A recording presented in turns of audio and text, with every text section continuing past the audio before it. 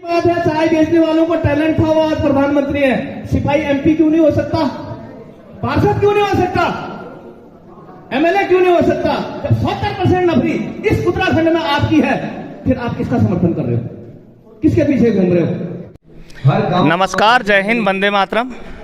विजय पथ में आप सभी का एक बार फिर से स्वागत। तो गौरव सेनानी एसोसिएशन उत्तराखंड जरा बोर्ड की तरफ ले जाइए। ये बैनर है और ये छोटा सा क्षेत्र है, बनियावाला गांव विलेज का क्षेत्र। तो 6 तारीख को प्रधानमंत्री आवास पर शौर्य स्थल पर उत्तराखंड के सभी सैनिक जाएंगे और वहाँ से यात्रा तो 4 तारीख से चली हुई है, जो हरियाणा से चली हुई है, और उसके लिए गांव के लोगों को इकट्ठा किया गया, एक्समैनों को इकट्ठा किया गया है और ये सब लोगों को पूछा जाएगा कि बस से कितने लोग जाने वाले हैं। तो स्वागत है इन सभी सैनिकों का। सर इधर से आइए। और गिरीश जोशी जी, तो मेन इसका कारण ये हुआ कि सचिव आज तक तो हमको गौरव सेनानी जो मिल रहा था हम संतुष्ट थे, लेकिन जब पहली बार सचिव एड्रेसिंग करते हुए हमारे पूर्व सैनिकों और इस प्रकार पूरे सैनिक, बहुत बड़ी विसंगतियां, इस प्रकार से पूरे सैनिक और नजदीक लाइए। आवाज उठाई यहाँ पर और अपनी स्पर्श टीम के भी लोग आए हुए हैं रेजिमेंट सेंटर के द्वारा, जो आपके सतत मिलाप की टीम कहते हैं। किसी का स्पर्श में मर्जिंग नहीं है या पे पेंशन संबंधी कोई दिक्कत है, पार्ट ऑर्डर नहीं हुए हैं, तो इस प्रकार से वो बायोडाटा भरते हैं। आपका नाम दिल्ली जाने के लिए और आपकी क्वेरी इस प्रकार से भरेंगे, स्पर्श मर्ज है नहीं है या पे पेंशन सही आ रही है नहीं है। ये डॉक्यूमेंटेशन है जो भारत सरकार अब तक दे रही है। उसके लिए जो नहीं दे रही है, देगी नहीं देगी, उसकी लड़ाई दूसरी है, वो एक्समैनों की है, सर्विस मैनों का उससे ताल्लुक नहीं है। तो ये सब एक्समैन और उनके परिवार के लोग यहाँ पर आए हुए हैं ताकि हम मिलकर अपने पे पेंशन की लड़ाई, स्थानीय सुख सुविधा और अन्य दिक्कतों के लिए भारत सरकार से मांग कर सकें, अपनी मांग रख सकें और OROP पब्लिक पे कमीशन या फिर सुख सुविधाएं हमें ठीक से मिलें। क्योंकि गैस के दाम 2 बार घटा दिए जाते हैं, क्योंकि उसे आप लोकतंत्र की आवाज़ समझते हैं, लेकिन सैनिकों की मांग मानने को कोई तैयार नहीं है। इसलिए हमने ये दिखाना दिल्ली जाकर, प्रधानमंत्री आवास पर जाकर, कि हम लोग भी लोकतंत्र का हिस्सा है, केवल पसीना बहाने और मेहनत के लिए नहीं है। हमें भी लोकतंत्र में जगह मिलनी चाहिए, हम लोग भी वोट देते हैं, इसलिए मांग हमारी भी सुनी जानी चाहिए। तो ज़्यादा से ज़्यादा जुड़िए, ज़्यादा से ज़्यादा दिल्ली आने की कोशिश कीजिए। 6 नवंबर प्रधानमंत्री आवास के लिए अभी कार्यक्रम की शुरुआत हो गई है, जैसा आप देख पा रहे हैं। शामिल हो रहे हैं उनकी, उसमें कुछ भी देते हैं। तो ये चीज आप लोगों ने भूमि उससे लेके, कोई अंकिता हत्याकांड से लेके, कोई किसी चीज से लेके, छोटे मोटे मुद्दों में वो अपने मुद्दे उठा रहे हैं, लेकिन सरकार क्या करे, उन मुद्दों को दबा दे रही है। तो इसलिए उन सब के लिए हमको अच्छी दलों के साथ मिलके हमने अपने दल को भी उभारना है और तभी फायदा है। एक दिन ऐसा आएगा, आज छोटे छोटे संगठन, राजनीतिक पार्टियां क्या करी, छोटे छोटे संगठन को 50 लाख का, 50,000 का, 75 का चेक दे दे रही, मुंह बंद कर देती है कि लो ये तुम्हारे लिए। लेकिन वो नहीं, हमारा संगठन इतना बड़ा होना चाहिए कि सरकार खुद बोले कि आप ये चीज लो, हमें ना मांगना पड़े। तो आप लोगों को यही चीज के लिए हम लोग हर जगह जागरूक कर रहे हैं। बाकी देखो, मकसद कुछ नहीं है, कोई ऐसा नहीं कि मैं नेता बनना चाह रहा हूँ, वो नेता बनना चाह, कुछ नहीं है। हम ही में से सचिव गिरीश जोशी जी में से जो अच्छे उभर के आएंगे कल के दिन, चाहे वो कोई भी वो उठ सकते हैं, कोई दिक्कत नहीं है, हम उनका सपोर्ट करेंगे। लेकिन वो तभी होगा ना जब हमारी एकता बनेगी। OROP में भी हम कई दलों में बटे हुए थे, ज्यादा तो नहीं बोलेंगे, अब तो खैर कम ही है, बहुत ही कम हो गया अब तो, क्योंकि जो सही रास्ते में चला वो अभी भी चल रहा है, और जिसने थोड़ा सा गलत ट्रैक पकड़ा वो कुछ दिन वहां गए, अब वहां से टूटने लगी। अब काम हमने किया कि पेपर में हमने दे दिया कि मेरा नाम आ गया, ऐसा नहीं है। ये सिर्फ इसलिए है कि चाहे बुजुर्ग हो, चाहे कैसा भी पूर्व सैनिक हो, हमारा जो भी पूर्व सैनिक, अर्ध सैनिक है, हमने कुछ नहीं करना है। देखो, कहीं पे भी किसी घर में फट से टीम बनाओ, जैसे आपको पता लगता है कहीं पे भी कुछ हो गया, डेथ हो जाने पर पहुंचे और सम्मान दें, एक रेत चढ़ा दें पूर्व सैनिकों के लिए। भी करना पड़ेगा और आपको वहाँ पे फिर हर इलाके में होना चाहिए। हाँ यार, इनको सम्मान देने के लिए कोई आया है, आप कैप नहीं पहने को तो कुछ पता नहीं लगेगा।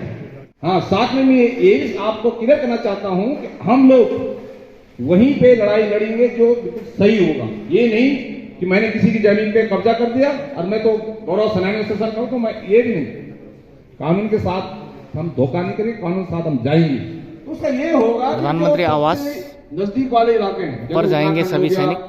6 नवंबर यात्रा राजस्थान हरियाणा से चल चुकी, 4 नवंबर देश के दूर के हिस्से शामिल गौरव सेनानी और उत्तराखंड के लोग 6 तारीख को शहीद स्मारक के मिलेंगे और प्रधानमंत्री आवास के लिए उसके बाद जाएंगे। वहां पर श्रद्धांजलि देने के बाद सीधा पद यात्रा ज्यादा नहीं, वहां से मात्र जो है 1.5 या 2 किलोमीटर होगा प्रधानमंत्री का हाउस, वहां तक जाएंगे।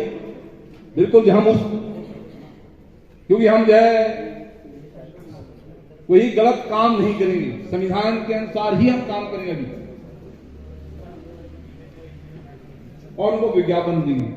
यहां तक कि अभी आपको पता चलेगा कल जो है अन्ना हजारे भी हमारे इसमें शामिल हो रहे हैं, तो बहुत बड़ी खुशी की बात है, क्योंकि अन्ना हजारे जो है बहुत से रिटायर हैं, केएस नायक से वो भी रिटायर है, तो वो भी हमारे साथ वहां से चलेंगे।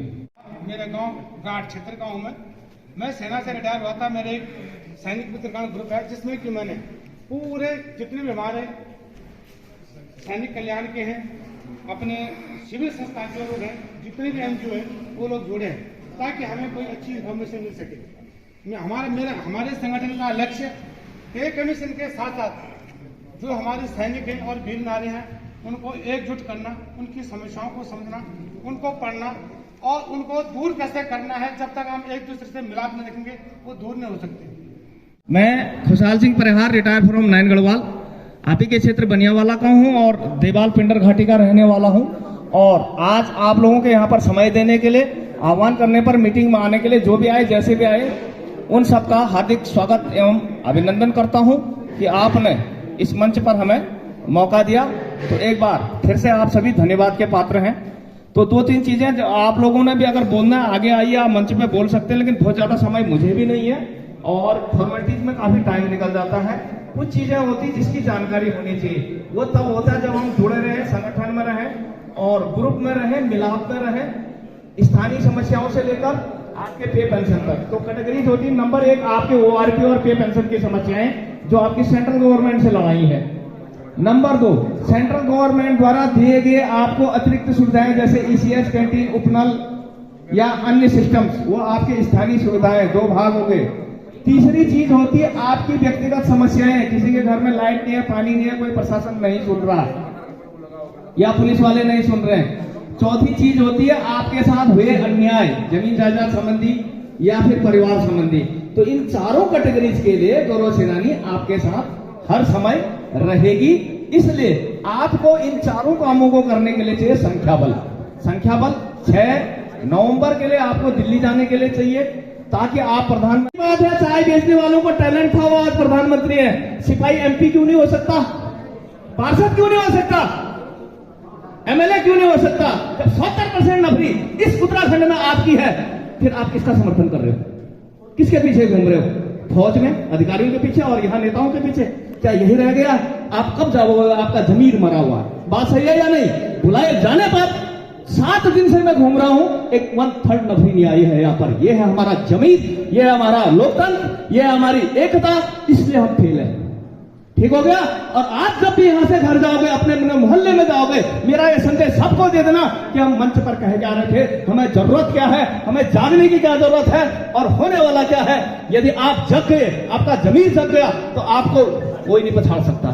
खास करके हिमाचल, उत्तराखंड, जम्मू कश्मीर और आपके हरियाणा, राजस्थान और पंजाब जैसे क्षेत्र में आपको कोई नहीं हरा सकता।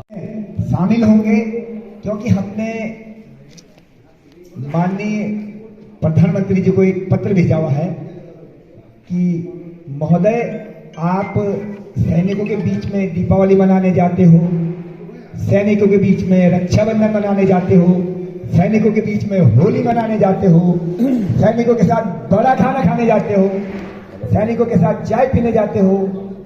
तो महोदय, इन जो ये पूर्व सैनिक हैं, गौरव सेनानी हैं, जो देश के लिए अपना सर्वोच्च समय दे के आए, देश की सीमाओं पर रक्षा करके आए, उनको आप क्यों न चाह रहे हो? क्यों नहीं उनसे बातचीत करना चाह रहे हो? आपने किसान आंदोलन की जो टीम थी, उन्होंने, सरकार ने उनको 2 बार वार्ता के लिए बुलाया और हम लोग को अभी तक एक बार भी नहीं बुलाया।